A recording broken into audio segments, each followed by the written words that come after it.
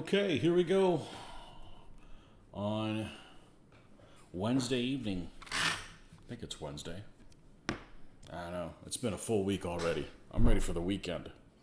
Let's put some of this stuff away and we could talk about where we're at in the whole process. With the Amorites. Always seems like I'm always encroaching on my work area, and I always have to fight this stuff back. The incursions of all the paint bottles.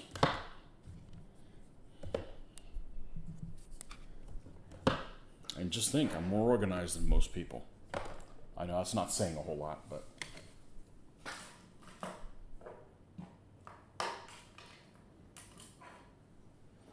anyhow, so we've got a little bit to do. Well, let's just show you where we're at. Let's just show you where we're at, and then what we're going to work on next. And yes, it is Amorites. So we got about a week to go.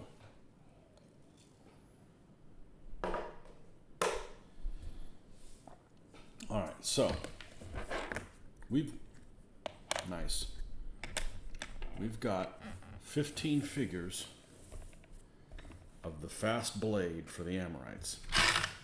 The lighting's going to be like crap here, but they're going to look super dark. But this is them, all Essex figures, and they are ready. Honestly, they look pretty crappy. I don't think they look that exciting. The only thing is after I've already based some, I know that they will turn out okay. But just in this stage, they're very uninspiring looking. Okay, so they're complete. I'm not going to go spray them now. That's just going to take extra time right now. But we are planning on basing these guys over the weekend. So what do we have left to do on this army? We've got a couple of stands of solid hordes. We've got a couple of stands of Auxilia, which I'm going to make them solid. I was kind of on the fence on which way I was going to do them. But I've got fast Auxilia that look like this. So the solid Auxilia, the problem is the solid Auxilia is I don't really want to do them with the shields, but they are the figures that I specifically built this army because I wanted to paint these particular figures because they look really cool. And it seems silly to do them and not have them with the shields. I looked in the DVMM book 1 and it said half or 3/4 of all the Auxilia need to be solid for the most part. So 1, 2, 3, 4, 5, 6, 7, 8. So what that means to me is I'm going to make these guys solid. I know lots of people out there aren't fans of solid Auxilia because they move slow. But, I think that these guys look like what they're supposed to look like. I don't want to build them and not put the shields on them. Because then they'd just be fast Auxilia, but yet they look different than these other fast Auxilia. So I want to keep these guys that don't have any helmets on and stuff like that as the actual fast Auxilia. And just use these guys as the solids. We're just going to take a little bit, see if there's any of this glue left on here. Take it off so we can have these sit a little flatter than normal. Reuse all this stuff right here.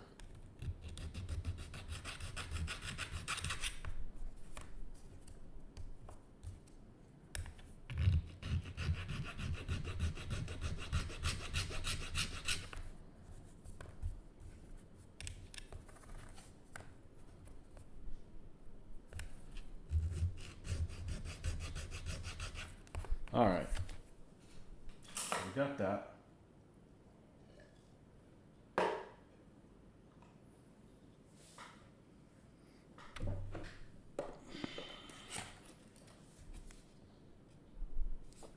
Ultra liquid. Well, we don't need the one that's super thin.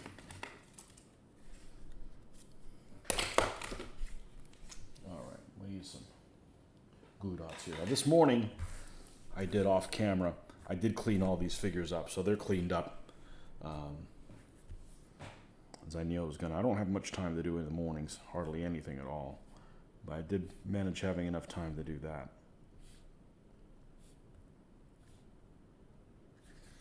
And we're just going to come in and we're going to super glue these guys down. I've just always used super glue, even for temporary basing. I don't want any trouble from these guys.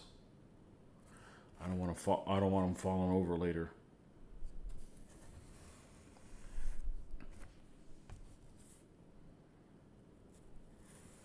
And for some reason, these figures came with separate shields. Even though the Fast Blade do not, these guys came with separate shields. Well, we're not going to paint them separately. We're going to epoxy the shields on once these guys dry.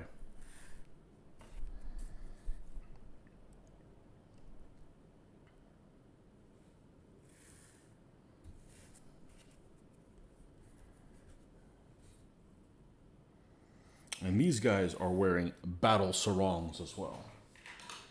Catchy name. All right, so while these guys are drying up, I'm going to go ahead and move them off to the side. We're going to trim up these shields and make sure that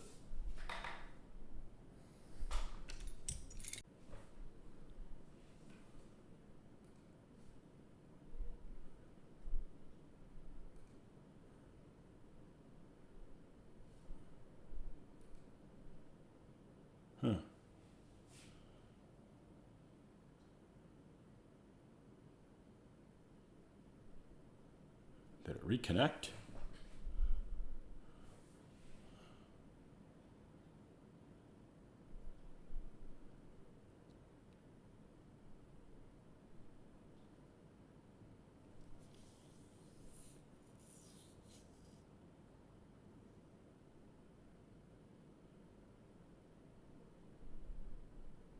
Let's try this. Let's go. What kind of a charge do we have here? 100%? All right, let's unplug this. Oh, if it's not something, it's something else.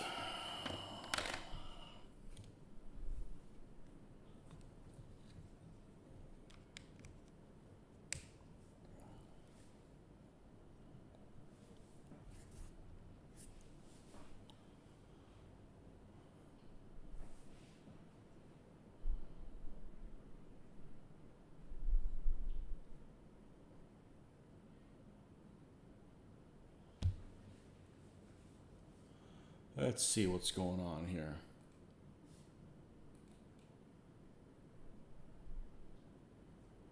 Okay, there we go. And there we go. Oh. Okay. Thing has a mind of its own. I don't know how people that are into technology and stuff like that can survive without going on a rampage, honestly.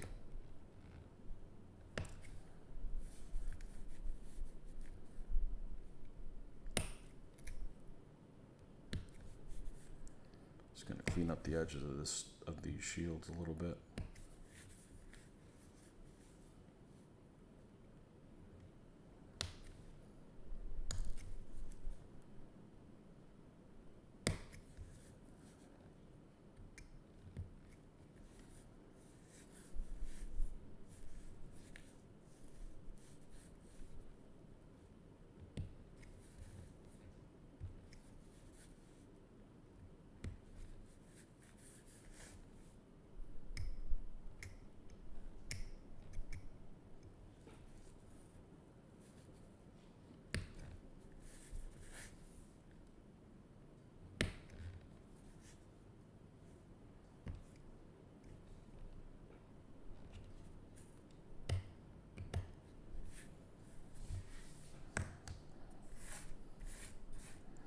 Alright, so we need these guys to dry so then we can go ahead and epoxy these shields on.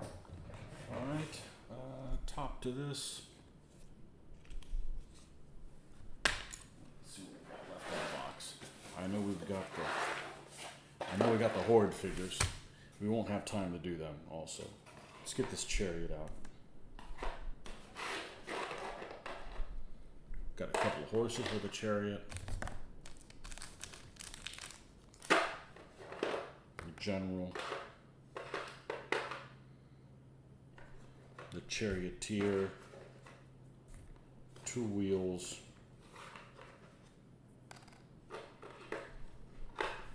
and of course the cross thingies that go on the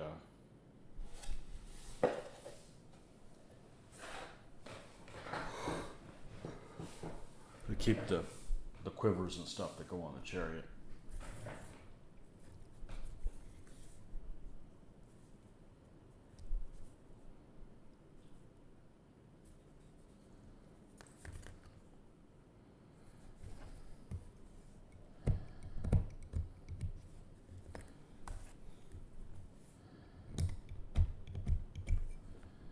This is a 2-horse chariot.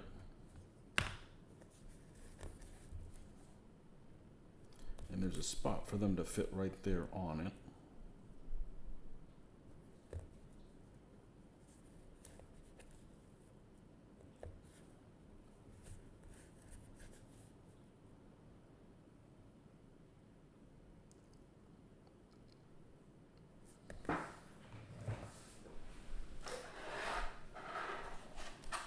See how this fits on the stand. I know these things are always a challenge, seems like, to get them in the right place. Let's just put these on here for good measure.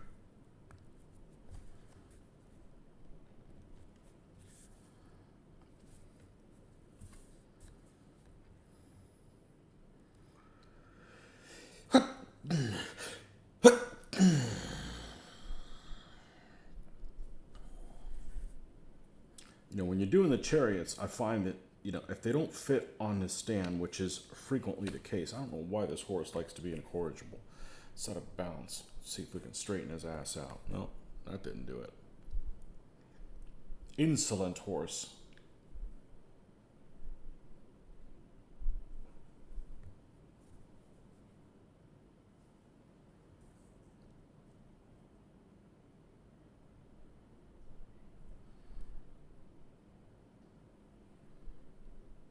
You know, if the chariot has a hard time fitting, you want to make sure that you don't overhang the front, because you're going to have interaction between your stand and the guy he's fighting, whereas you may not necessarily have someone behind him.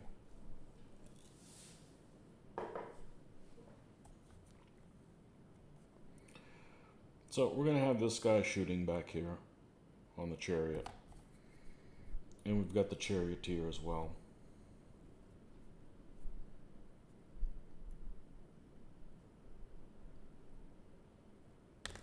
Okay. So while that's drying out, we want to do a couple things. We're going to go ahead and take down as much of the stand of these guys as we can. Before they're painted, preferably.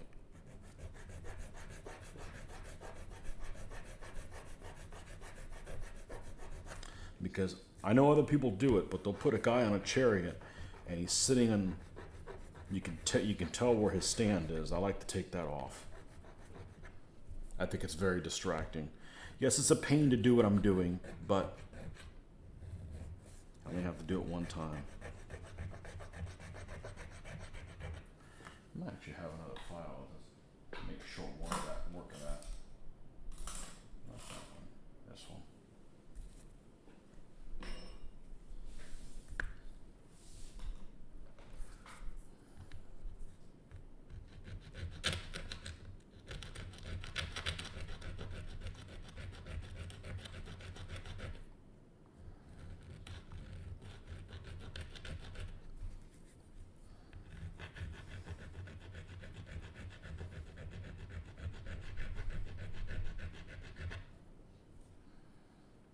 See, it's a lot thinner now.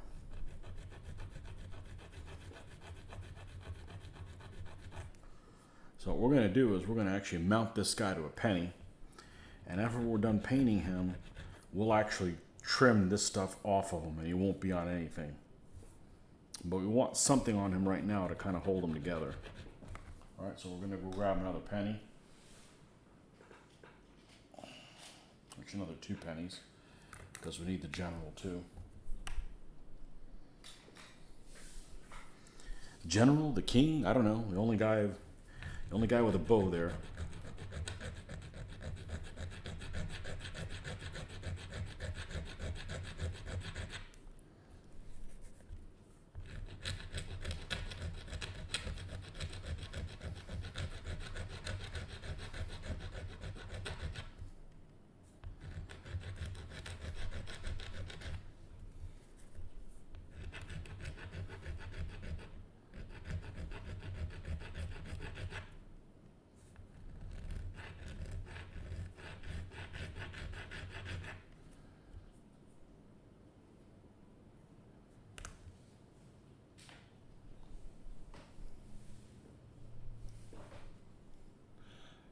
Why did it hide this for review?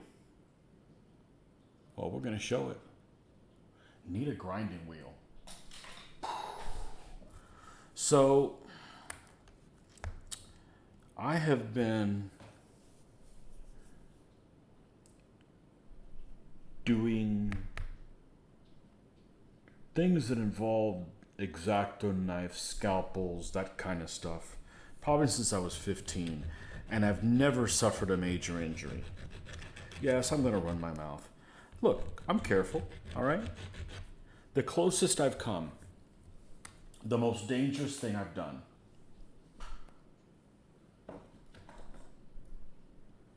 is when you tear these cars apart. And they are, what you're supposed to do is, they're on these, I'm going to call them a rivet. I can't think of what the word is, what it is, but you basically take a drill bit and you run a drill bit up against this and drill this thing out, or drill enough of it out that you can pop off the plastic, or drill around it. Anyways, you're dealing with a high-speed drill bit, and I'm holding this close. I've had some scares, but this is the most dangerous thing I have. But yeah, my wife went to garage sale when she got me. I've been wanting a Dremel for years. And I don't really need one, but I don't mind buying a $100 tool. But if I use it, it's okay. But if I don't use it, that's a waste of money.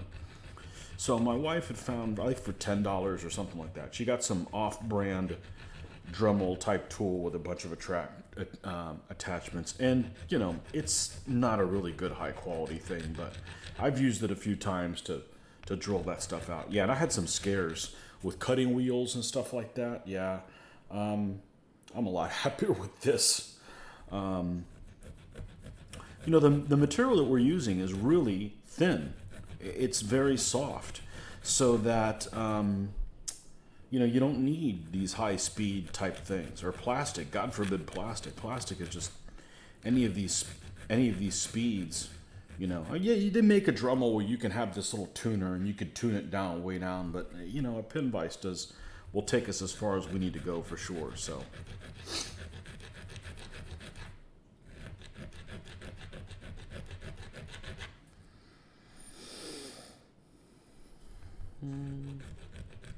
So I'm going to get this close, and then what I'm going to do is I'm going to leave it so that when I'm done painting with this figure, I'm actually going to go in there and I'm going to cut this little bit off.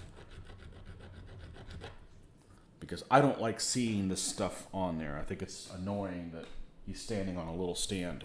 So, I was thinking of those big grinding wheels my dad in the workshop to sharpen mower blades and axes. Axes? What the hell do you have axes for, Chris? Something we don't know about you?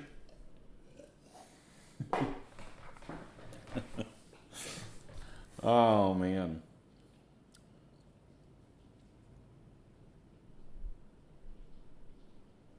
So one thing I'm going to do is, and I talked about this, when I do, of course. When I finish the Chariot, I do the thread for the... boy, I just can't remember anything tonight. Drink.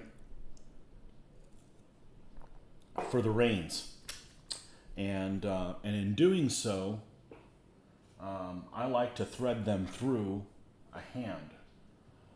So what I tend to do is go ahead and drill the hands, and then I can feed that stuff through there. Now, I'm not feeding it a bunch of times.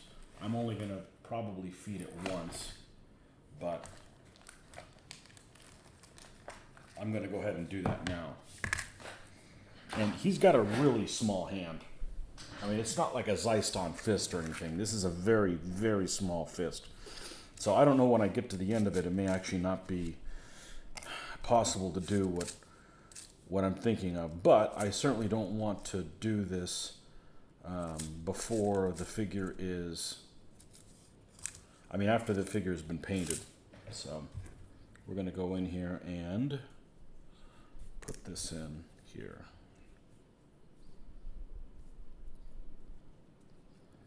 because I don't have a lot of time to get this army done. They'll be playing games with this army in next Friday. Next Friday or next Saturday. So that's the cutoff. We got to have them done by then. It's going to be close. It's going to be close.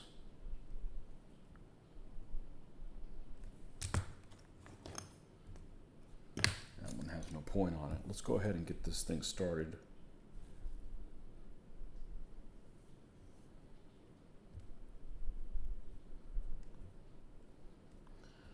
Secret to this is make sure you get started in the right direction or it's just going to go sideways really fast. Okay, I give a place now. Unfortunately, these drill bits suck.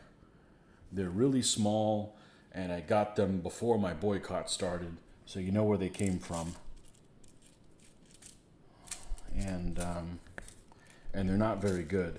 They're not very good because the ends of them aren't like this, where they start at a tip. The ends of them are actually, if you can make that out, square. So I'm not sure that this is even going to work, but we'll have to give it a shot.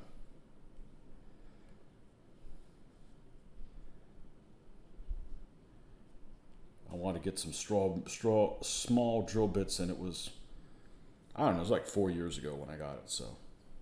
Boycott wasn't in effect yet, so I ordered them. I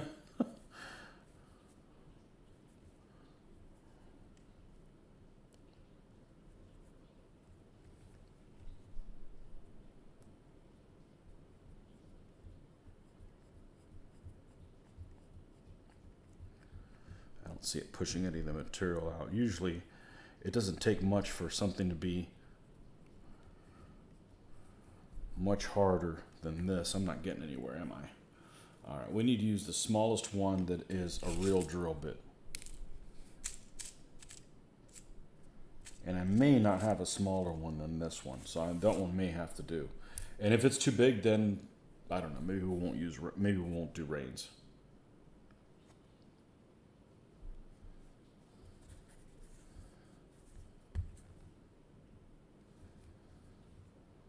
Yeah, maybe it'll work.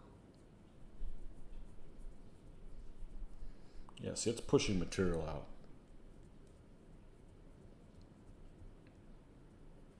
So a Dremel would be useless for this. This is way too...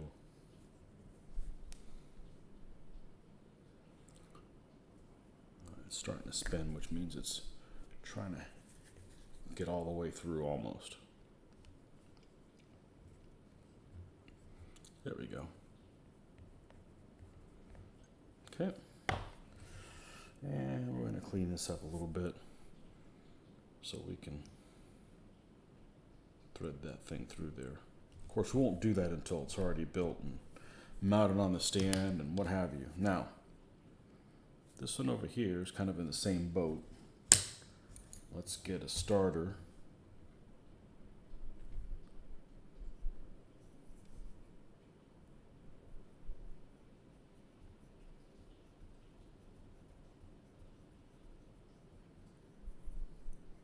Yeah, I want to get these guys done because I don't want to play these guys in some kind of a tournament. And then, especially if they, once it's over with, my interest in finishing the army is going to be like none. That's what took my Russians to get done so long is I was supposed to play them in a actually it was the last tournament we had before the pandemic hit. So it was in late 2019. And I went ahead and played my Russians anyways without the knights being done. I ended up using, there we go. I ended up using Ostrogoth. My Ostrogoth's knights for the Russian knights. And they spent languishing probably, well, almost 2 years, I guess. And yeah, I don't want to do that. We're going to get these guys done. All right, so we got an open hand there. We have another open hand here. All right, that's good to go. So when we thread that later, then we can do that. All right. What do I have left to finish the army? So I've got 2 stands of solid Auxilia and the Chariot. Well, and I've got 2 stands of solid hordes too, but I'm not gonna be able to finish them. So,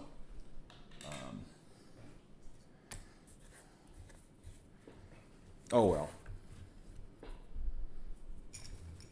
We tried.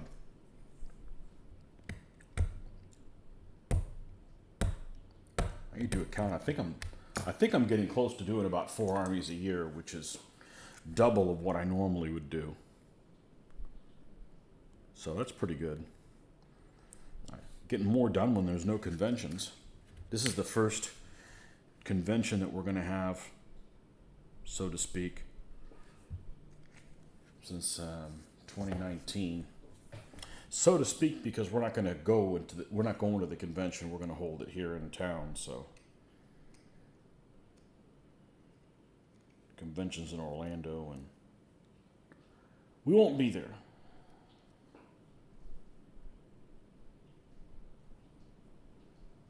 So we're going to have probably about 5 or 6 people play. 5, 6, 7, 8, something like that. No more than 8, I don't think. All right, so we're going to glue his ass down, and we're going to glue that guy's ass down. All right, now,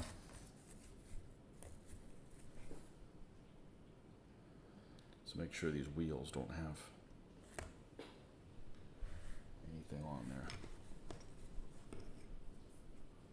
Using pennies at stands makes sense.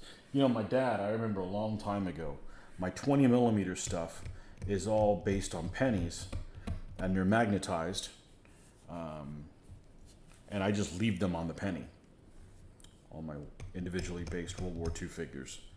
And I remember my dad a long time ago thought it was a waste of money that I was using it for stands. And I pointed out, well, you know, if I bought stands, they would cost probably 25 to 30 cents each, best case scenario. So I'm saving a shitload of money doing that. But his initial reaction was that it was silly to use money for it. It was expensive. It doesn't make any sense to me. But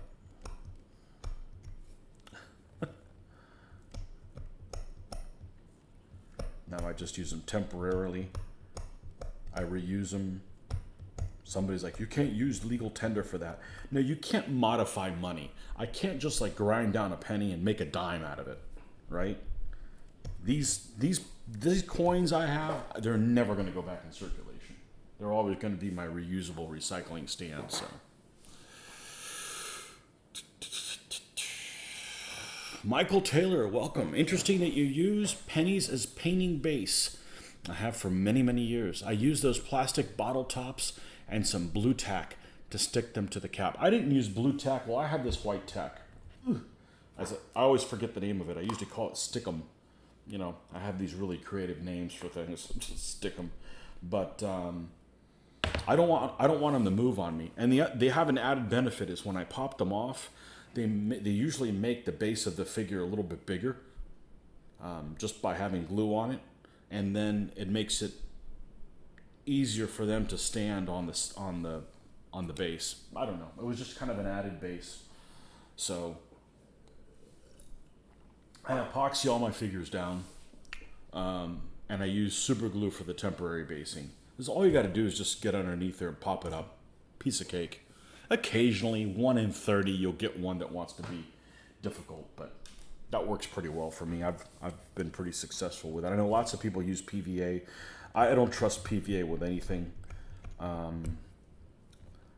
pretty much use PVA only for gluing down these tufts, the static grass, and flags.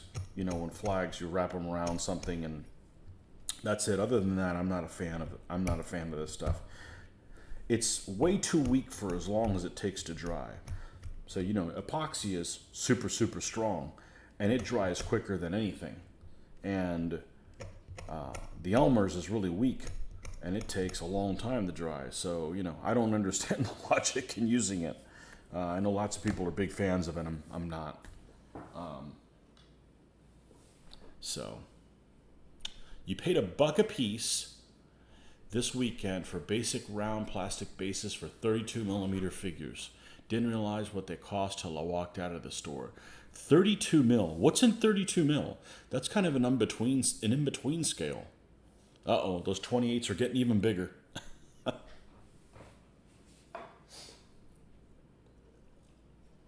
The 25s that are now 28s that now come into 30. I've heard about 30s as well, or heroic 28s. The heroic 28s are kind of like heroic 25s, aren't they? And yeah, 32s. I know some people 40s. I think 40 millimeters a scale as well. I don't know. I just do this scale. I have no 25s. I have no intention of ever having any 25s. I can't paint 25s unless I promise to live forever, because that's how long it's going to take me to get the equivalent amount of things painted forever. All right, so when we get to epoxy, we're going to epoxy this down as well. And then see if we got one of these corks here. Sometimes they're difficult to find. Now here it is. So we may not even have to use super glue. I normally super glue it to the bottom because I don't care if there's some of the non-paint showing, but we're going to, this might actually work all right. Let's see what we got here. Let's take this off and see if, yeah, see, it's not gripping it enough. I don't want to have a miscarriage in the middle of everything. Now, what if I super glued this? Is that fairly flat? I'm not getting a good bond either. Seems like I'm better off with using this right here. Let's get a bigger glue. Now they have heroic scale 6 millimeter. You know, I would do 6 millimeter for some stuff if there was more variety of figures. Reaper Fantasy. Okay.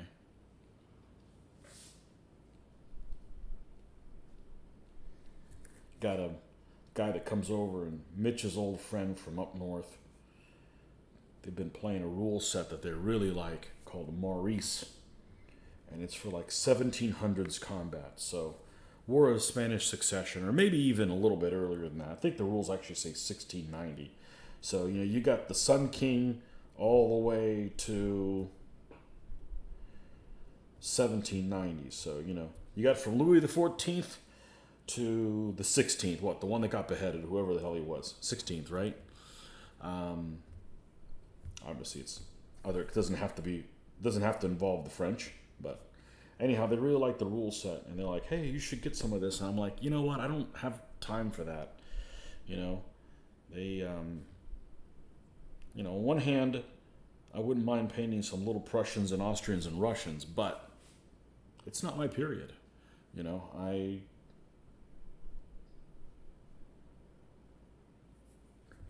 when you're tired of painting guys that are half-ass naked, you go and paint a different army. I think this may hold. I think that may hold. All right, so we're gonna, is it balance okay? All right, let's get a stamp for the horses. I don't know how much I'm gonna get done tonight, but I have to do what I'm doing now anyways. So I might as well knock that out.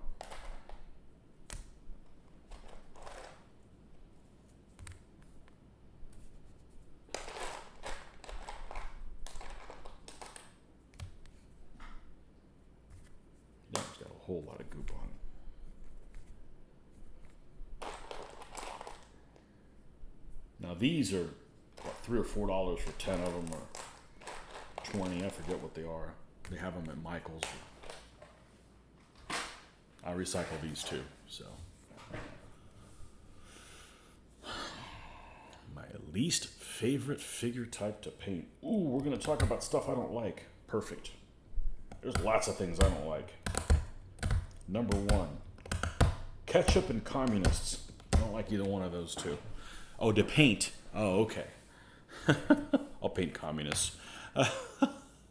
For some reason, I do not enjoy painting horses. I do.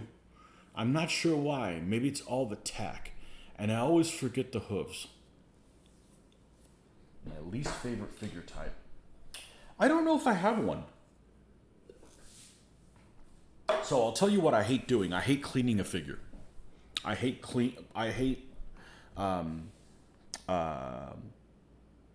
taking the flash off a figure. I don't think it's my responsibility. I think that the mold maker should, keep their molds in better order.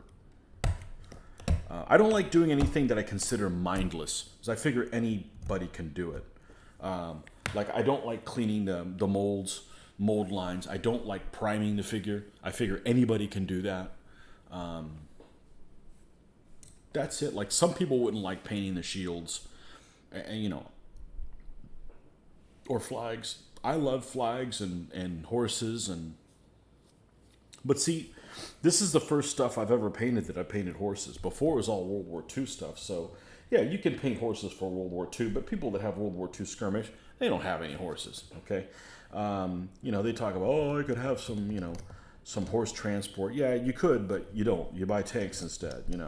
So for me, this is kind of a new thing. To paint horses. Well, a new thing. I've been doing it for almost 20 years, but this is the only stuff I've ever painted horses in, and I like them, just like I like painting faces. I think it brings the figure to life, and I've done it enough. I mean, yeah, I was apprehensive at the beginning, but I'm not scared. It's well within my comfort zone. But that's a common thing. Lots of people don't like horses. I do.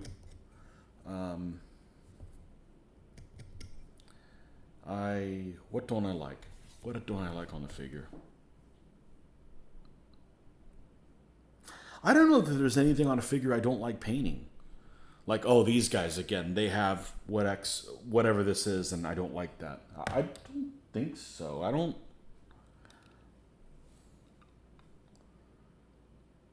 think so. What I don't like is these figures that have multiple things to glue them on. I don't want to glue things on. I want to glue everything and then paint it. I can reach anything on there. So, Chariot figures.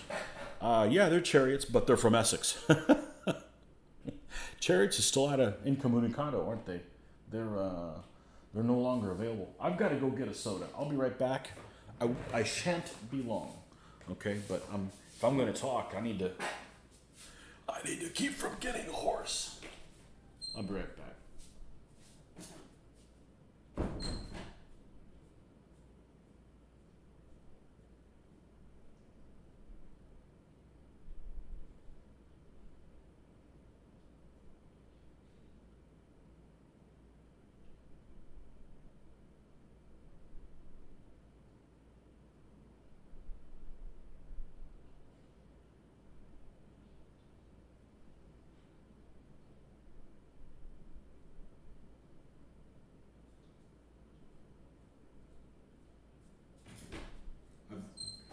I've gotten into the habit for many years now, because of my painting style, of never having to wait for anything. Dirk, there he is again. Excellent. Now you can pretend to work and listen to me. I love it. You get paid to listen to me. No, I take it you're really working. I wouldn't be able to. I'm a horrible multitasker, and I'm proud of it.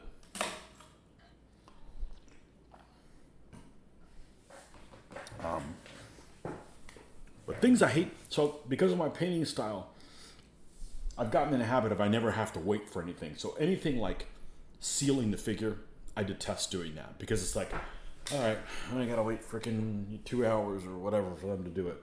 Like, I put the goop on, I gotta wait 6 hours for that to dry, so I'm having to hop around so I stay busy. But I don't like that. I like to just start something and finish it all the way through.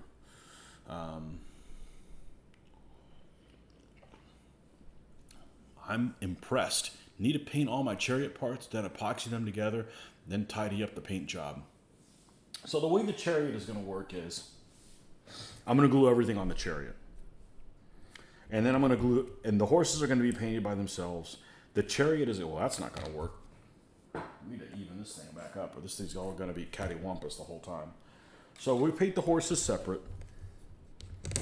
So I've only done I've done 2 chariots for one army before. My terracotta Qin dynasty Chinese.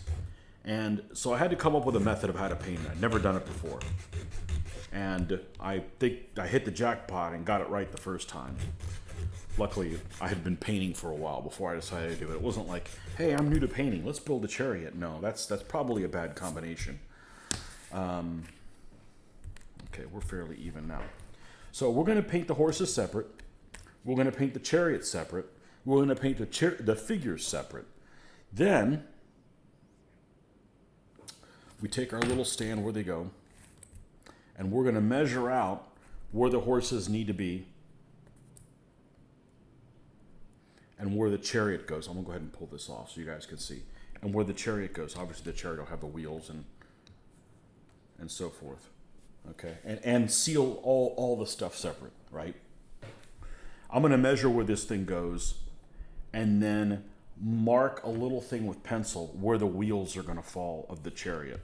Then I'm going to take this off. I'm going to glue the horses down where they're supposed to be, goop everything, except a tiny little spot where I marked where the little wheels are going to lay, right? So then we'll get all the goop down, paint all the goop, and these 2 horses are sitting there by themselves. Then we'll glue this, which is completely done, down, and there'll be a tiny little bit of this base showing without the goop. We'll finish that up. Bam, that's all together. Then we'll glue these 2 figures in. Bam, that's all together.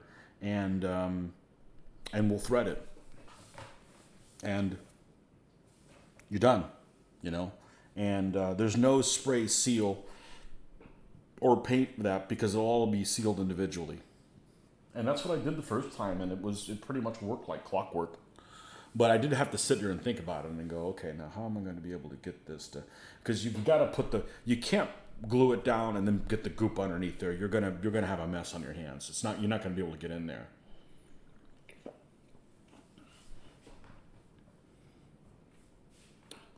I started out painting units in assembly line painting technique. 20 hats, then 20 belts, etc. I hate it, but it's hard to break the habit. I can't do that anymore. Because the most assembly line I've done is these guys I did in sets of 5s. But I had to mix it up because otherwise, you know, I sit down for 4 hours and have nothing to show for it. And the next time I sit down for 4 hours, I have nothing to show for it. And the next time I sit down for 4 hours, I don't have anything to show for it. The next time I sit down, I don't have anything to show for it. The next time I sit down, I don't have anything to show for it. The next time I sit down, they're all done.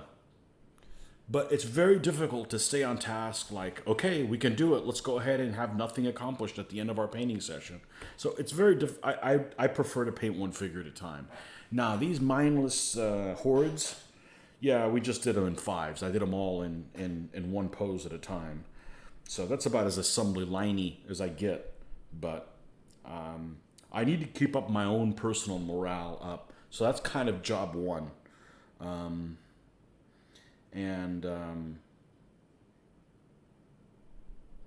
I did do the assembly line first. It just doesn't really work for me. So, but hey, do what works for you. Most people do assembly line. Probably everybody does assembly line. Except this idiot I know in Florida. Hey, do what works for you. What's that new 2020, 2021 saying? You do you. I like that saying. That's the modern version of the Frenchman on the castle. It says, mind your own business. Do what works for you. I'm not trying to convert anybody. You know? If your favorite color is blue, I don't care. I like green. You know? Not that I dislike blue, but...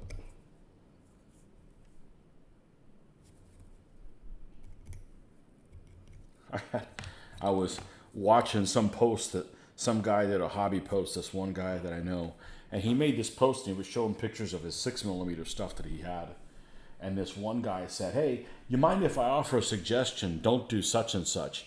And I said, "Well, I can't really do that considering how many guys I'm doing." But and he's made some kind of a comment, and I'm not really looking for any advice. I was like, "Oh, burn." People always like getting in other people's business, and I don't. I actually did do that there this week. I wasn't really proud of it, but this week there was somebody who posted a picture of a Panther tank in 1/72nd scale, and the poor guy had put the muzzle brake backwards. There's a muzzle brake on the muzzle brake on the German tanks. I think on every German tank is side to side, not up and down. For dispersing the fumes, and he had it up and down. I'm like, hey, it looks great, but it should be side to side. He corrected it. Mr. Fanaticus himself. You've arrived, Tony. No, Mr. Fanaticus, that's Chris. He's Mr. Fanaticus. He's the original one. It's his fault. Otherwise, it'd be called something different. Actually, if you look up Fanaticus, you always get this some shroom you trip on or something like that. I don't know. People still do shrooms? What, you don't have alcohol wherever you're from? You paint either by stand or by unit now. Okay. You just painted some Crusader Spearmen. Assembly line for the figures and 1x1 for the heraldry. So a mix of both. I love heraldry. Some people hate heraldry. I think heraldry is the coolest. I think people that don't like heraldry, maybe they have bad heraldry in their own family. Like Mitch. He's got a potted plant. Poor guy.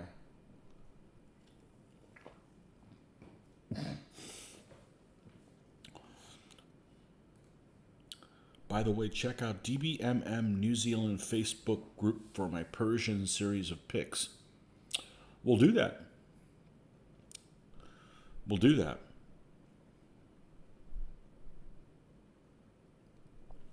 Did I order direct from EU or did this come from the States? This came from C&B Miniatures. So I don't like army packs. I don't mind having extra figures, but I don't want some guy to dictate exactly which guys he's going to paint, because Essex makes all the right guys, but whether or not they make it into your army pack, it's a problem. But I ordered individual packs from C&B Miniatures before they shut down operations.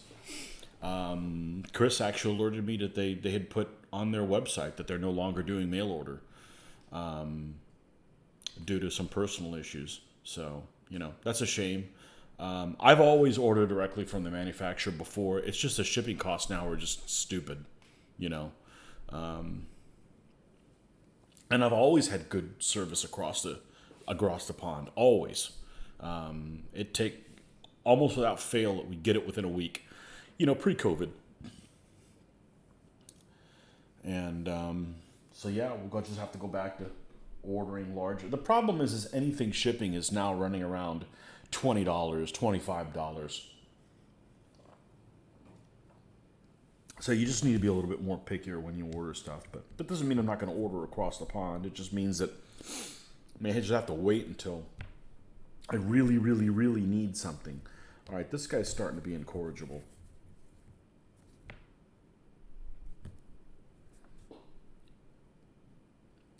My least favorite thing about Essex is their horses, though. I don't like their horses. They're a little on the chubby side. I deal with them. I paint everybody's stuff, but some of their horses look a little too chubby for my liking. What are we looking for right here?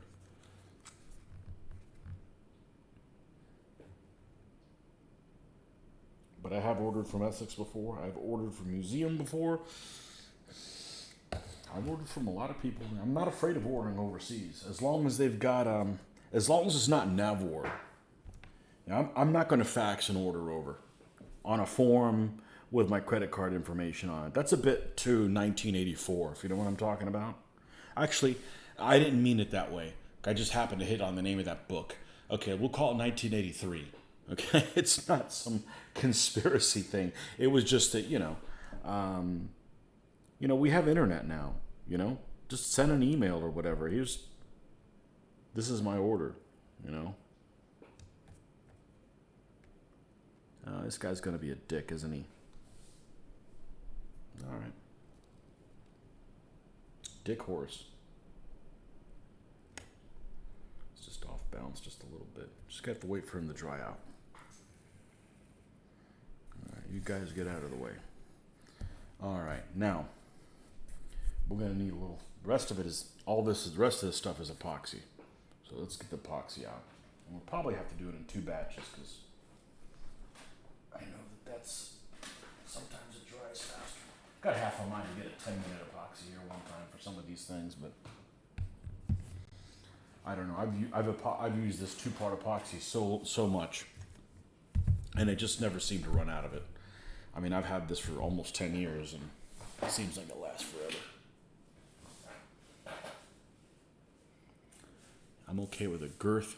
It's the lack of mounting points on some that really bother me. Yeah, I find their horses, for me at least, look too much like that.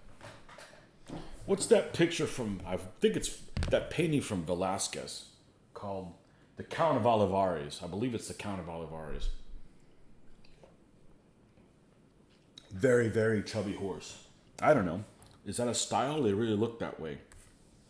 Looks off to me. But, I use them. It's not like I'm not going to use them.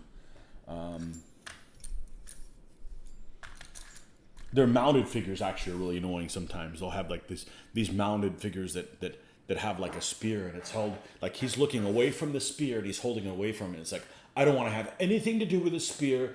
I was violated by it last week with my friend. It's like, and it's okay to have one pose that way, but when, half of your mounted figures are in an awkward position. I look at what you're having when you're building an army. You whatever pose they're in, it's just think of it as like a snapshot of you catch them in the middle of a march or something like that. And there's just some poses that are just really odd to find people in for a long period of time. Like here's a good example. Here's a figure that looks very natural. I literally could have a minion of these guys and it would look just fine. He's got a short spear. He's got it slung over his shoulder. It looks very natural. But if you got a guy, it's like in a break, like a flash dance pose. Like how many guys are flash dancing at the same time? Do you have any Museum Z figures? No, Museum Z figures came out too late. I also don't have any. Who's the guys from New York? Kurosan. I don't have any Kurosan. They showed up in the scene too late. They showed up if they would have started their business 10 years earlier. Yeah, I'd have some of their figures. But the problem now is I've collected so many things over time that I really don't need to be buying new stuff. But I don't have any of the Z range. My buddy Joe, he has some. He ordered them. I think that the Z range suffer from... What the hell? I think the Z range, if you look at pictures online, they're like computer renderings, and I don't think they're an accurate representation of what the figure looks like. So if you look at the pictures of them online, it seems like they all have the same face. There was a company when I was doing 20mm called Britannia. And Britannia had a very distinct face that all their figures had. And again, every single one of the figures had exactly the same face. And it was just kind of awkward that they would have done that. But, see, I wasn't prepared. I need to have a needle here that I can clean off. Oh, we'll just have to get another one. I certainly have plenty of them. But they had a very distinct face. And I feel like the pictures of the Z miniatures is the same way, but when you look at them in person, I don't think that's very accurate. I think that they actually look very good in person. So I don't know if that's just a perception or if that's accurate, but I don't have any of them. And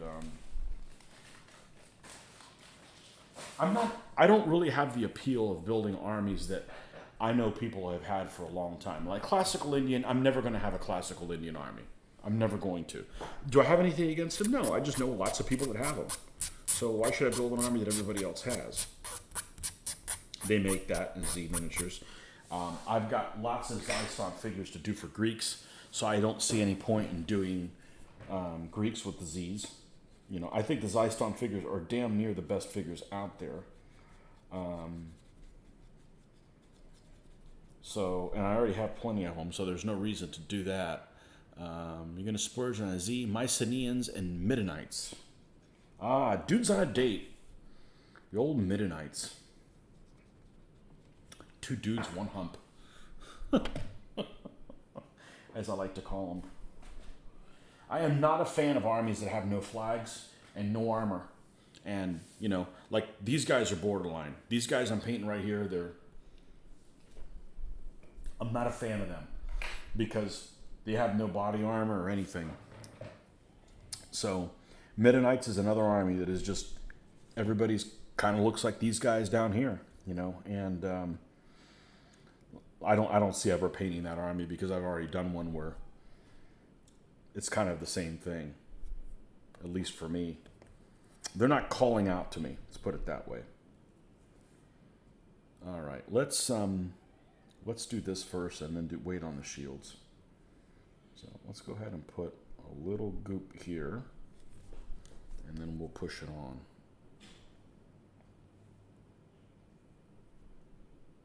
Okay.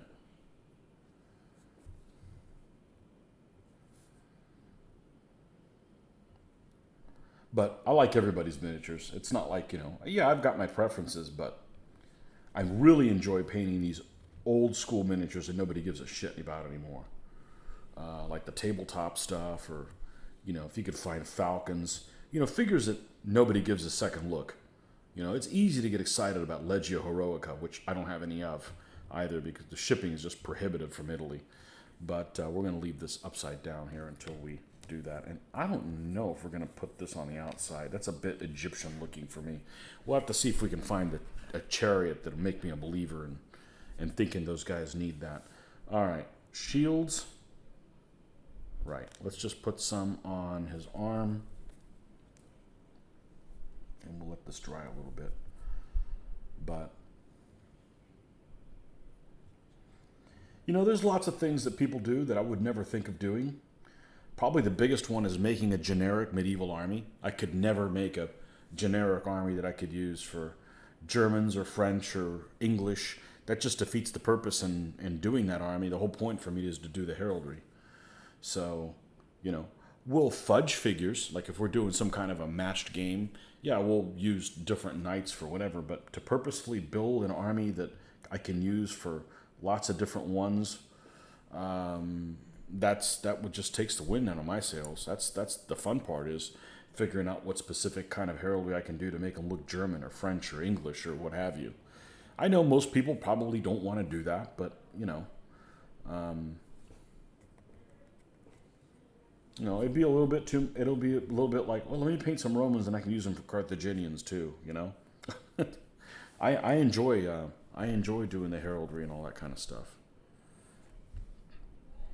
All right, let's see if we can get these guys to stick at a.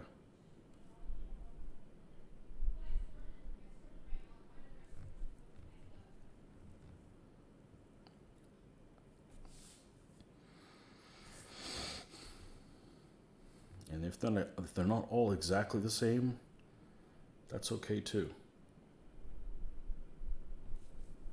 I may need to sit these down on something. I may have needed to do this before I glued them, but I've had a whole day at work filled with adversity. What's some more? There we go.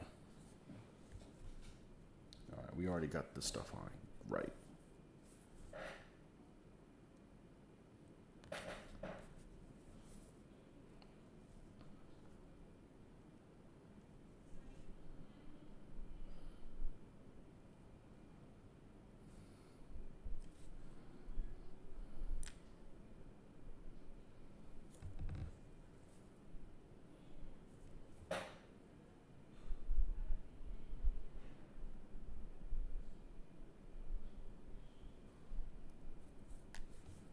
If you're going to be difficult, I'm just going to wait till this dries out a little bit more. It's a little thicker.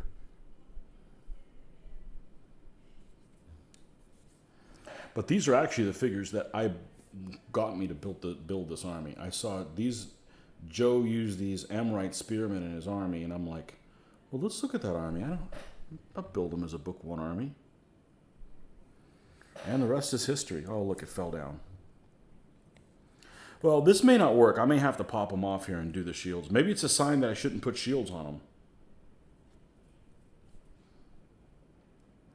I just think Solid Ox should have them.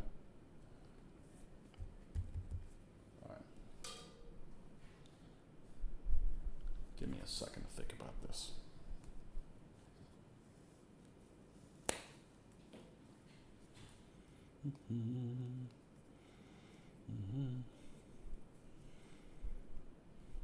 How does Zyston compare to Essex when it comes to scale? They're terrible.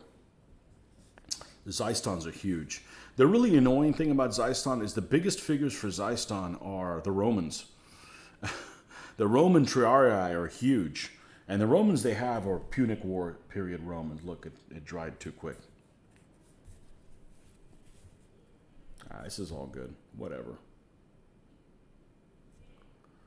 They don't compare well at all. But sometimes having a bigger figure, who cares? In my Irish army, I have a museum Irishman that is massive. He is a damn near 20 millimeters tall. And he's on the same stand as some Essex figures. And he's big, but, you know, they make people in big, different sizes. He's the one that ate all the porridge, you know?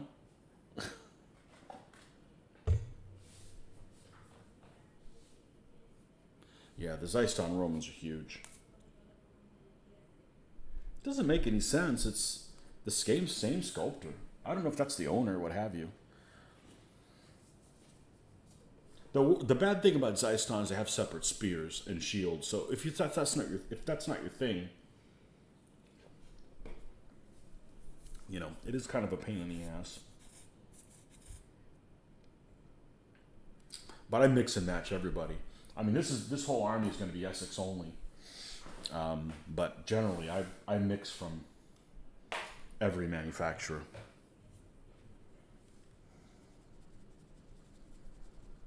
Generally. Especially if I'm doing something that's feudal where everybody looks different or that sort of thing. All right, let's try this again.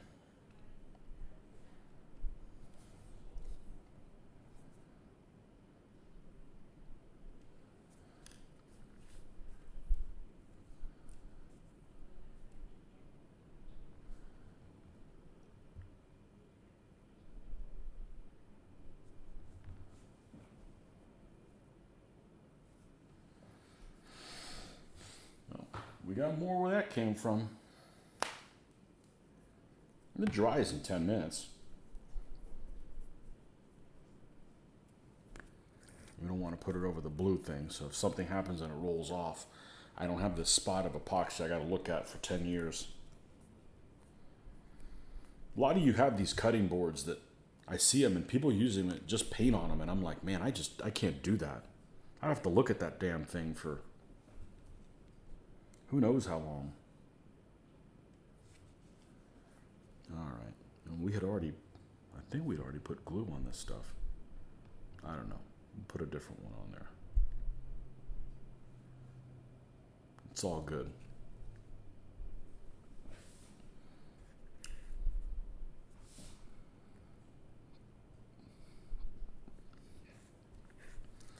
Stuff I got to deal with on a daily basis. This is a piece of cake. This is no worries, mate.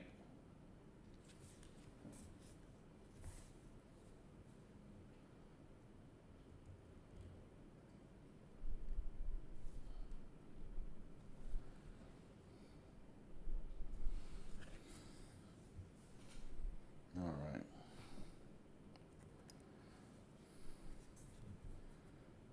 See, I've gotten a lot more done now that there's no conventions to paint for than when there was conventions. It's fine.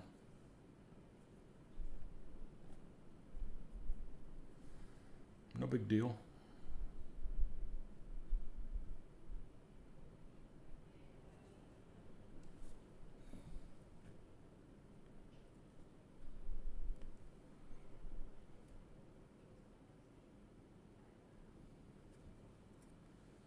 No big deal.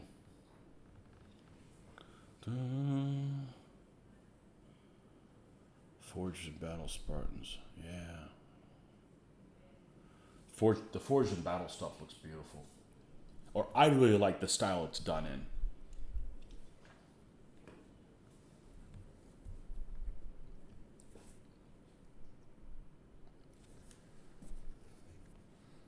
And I will be getting some of their figures because Noble Knight carries them, which means their shipping isn't insane.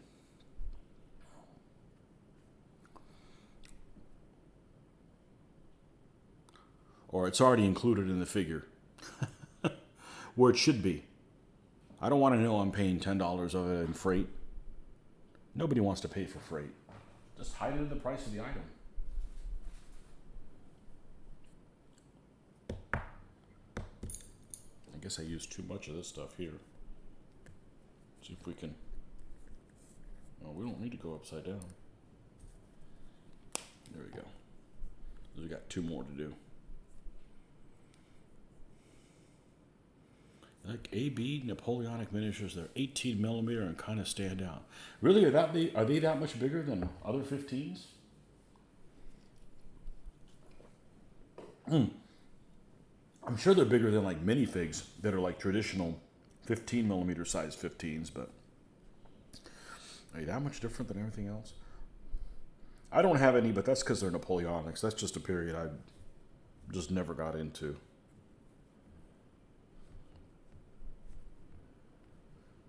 Never really cared for the history. I didn't hate it. It just didn't really get into it. When I first started wargaming, there was a group of guys that, well, they were in their 20s at the time, so, you know, they were old guys. And they were playing American Civil War, which I can't think of a period that I would be less interested in than American Civil War. That has any popularity whatsoever. And, you know, just never got into that. And then they did start doing some Napoleonics in 6 millimeter. I want to say Adler miniatures or something like that. But that was a thing where one guy basically painted all the figures, you know. So, you know, when you go and you play a war game and everything's supplied for you, not a big incentive to collect your own. That's the appeal of games like this. Like, I want to paint my guys and use my guys, you know. Otherwise, why even collect them or paint them? So...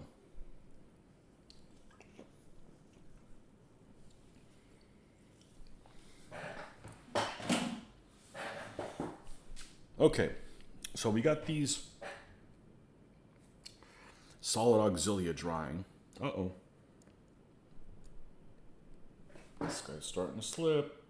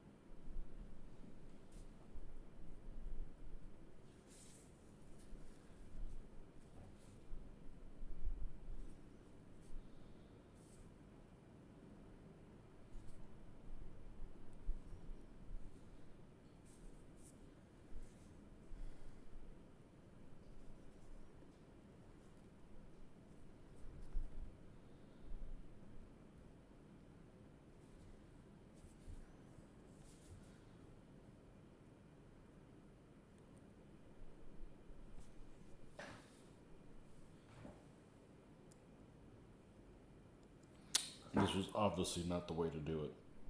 The way to do it was to glue this while they were flat. Well, the next time I do an army that has separate shields, which may never happen, then we'll just do them flat on there.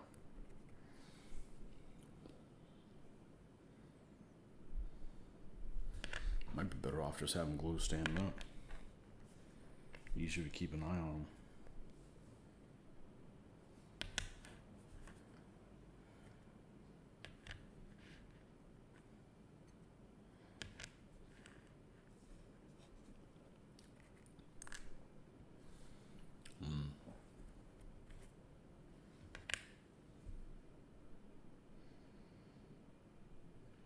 Hey, shit sometimes goes sideways here.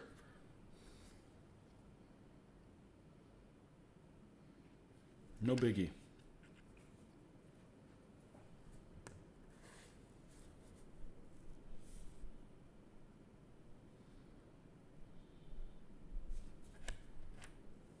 Okay.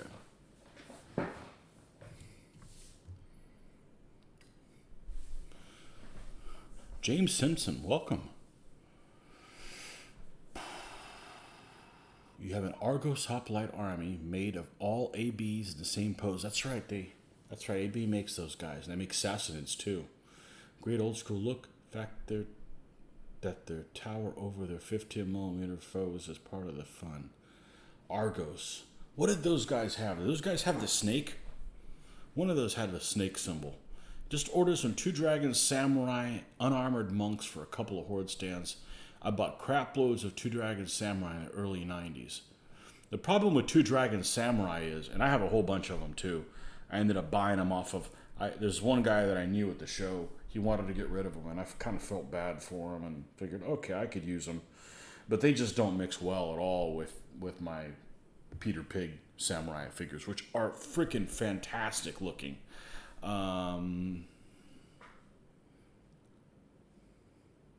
Hey, what's up with doobies? Oh, these things. Yeah, that'll be the day when I'm doing that. If I was going to do drugs, I've never done drugs in my life. Well, alcohol and caffeine don't count, especially caffeine. I could deal with that alcohol. I'm not dealing with caffeine. Nothing would get done.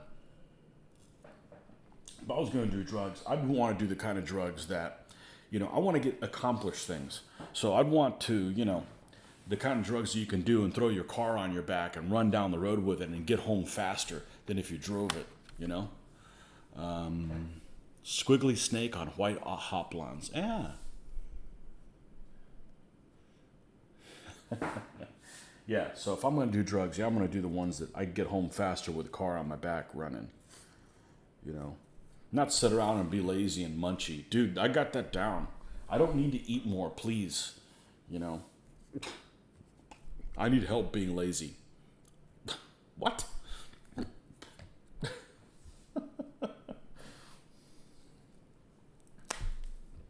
Never done drugs. Never interested in me. Never interested in the drug culture. So, first time watcher, welcome. Just subscribe. New to DBA. Working on Polybian Romans. What product do you suggest for a camp? You guys have a grocery store where you're at? This is what you do for a camp. It's the easiest camp you can make. I should have it here handy. I do. Just go get you some bamboo skewers.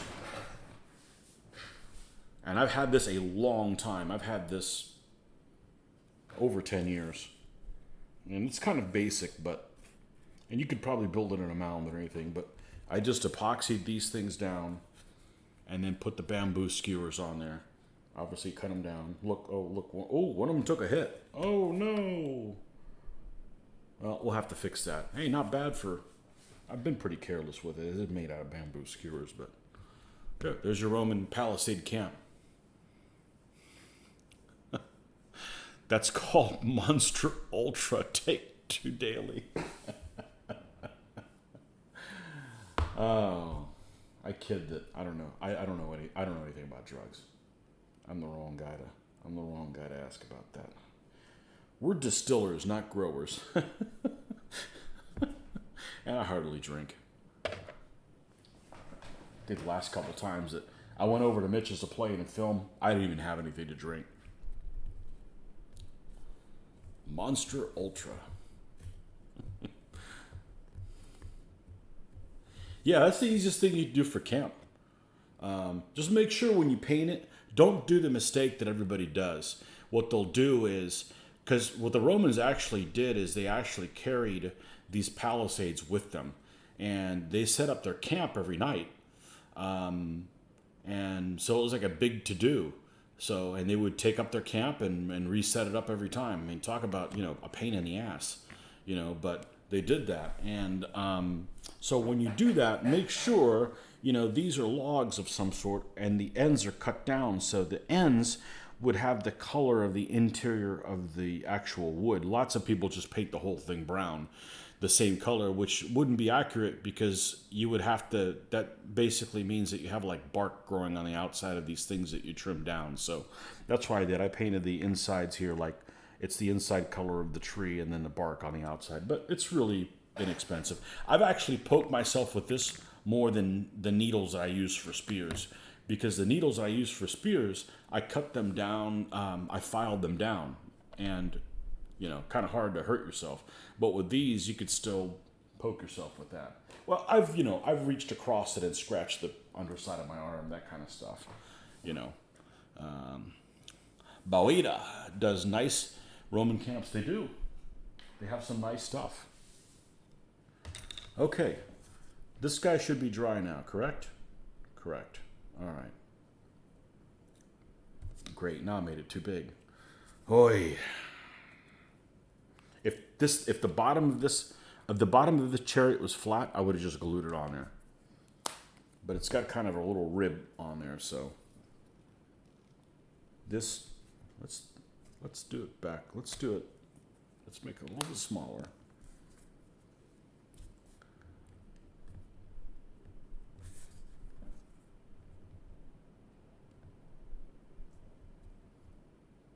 Okay.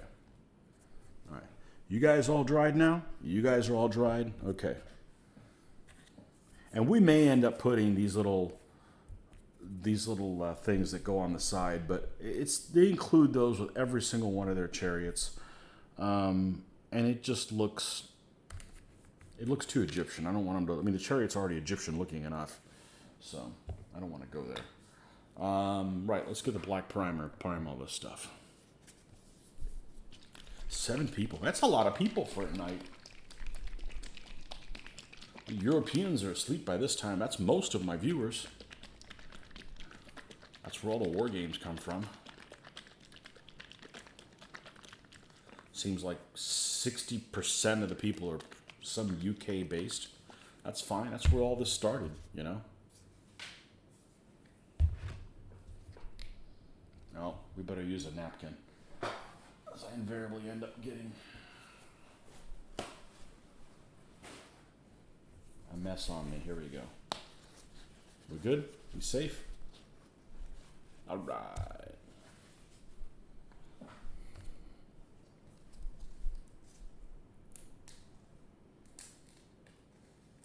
What did you call that monster? What?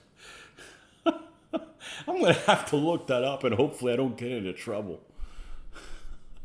Monster Ultra. Wow, that sounds like a condom of unusual size. Oh, man.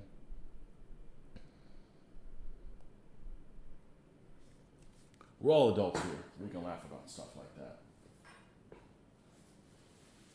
What we were watching recently with my daughter. Oh, we were watching that show that just came on recently on, is it Amazon? It's that mystery-ish show with, that just came out recently with Martin Short and Steve Martin and the Selena Gomez. We were watching that. It's a mature-rated show, but they dropped the F-bomb a couple times. I don't think that there's anything inappropriate, but because it is a mature-rated show, the commercials they show in between are just like, whoa, just way over the top. And, you'd think you'd be watching Deadpool or something like that. But we don't want to use that brush. That brush is too much. That's too good. That's too good to brush. Let's try this one.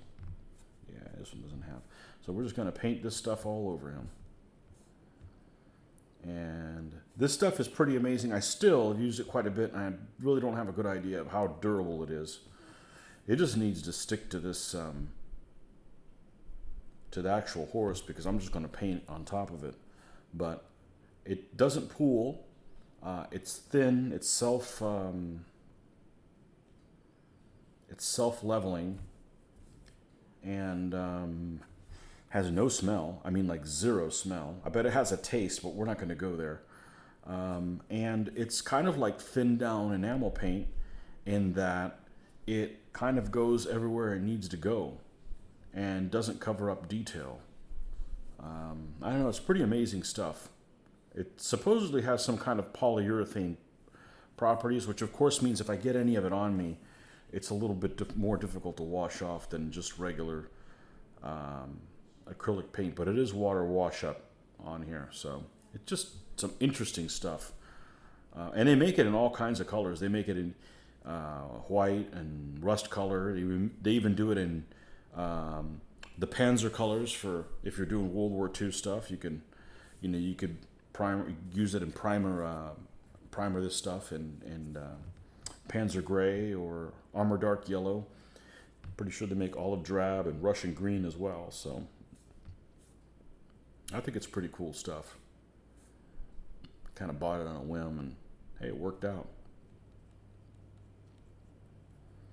But before I paint the horse, I already skipped the step.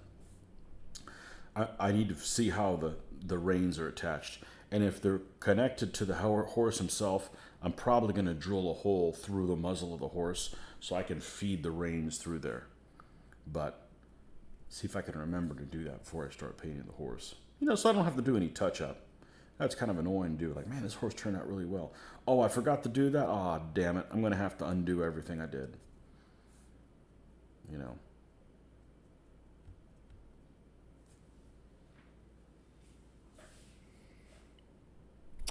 U.S. Tennessee. Went to Tennessee last year. I like Tennessee a lot. I like the people in Tennessee. One thing I don't like about Tennessee is it's a little too far from the salt water for me.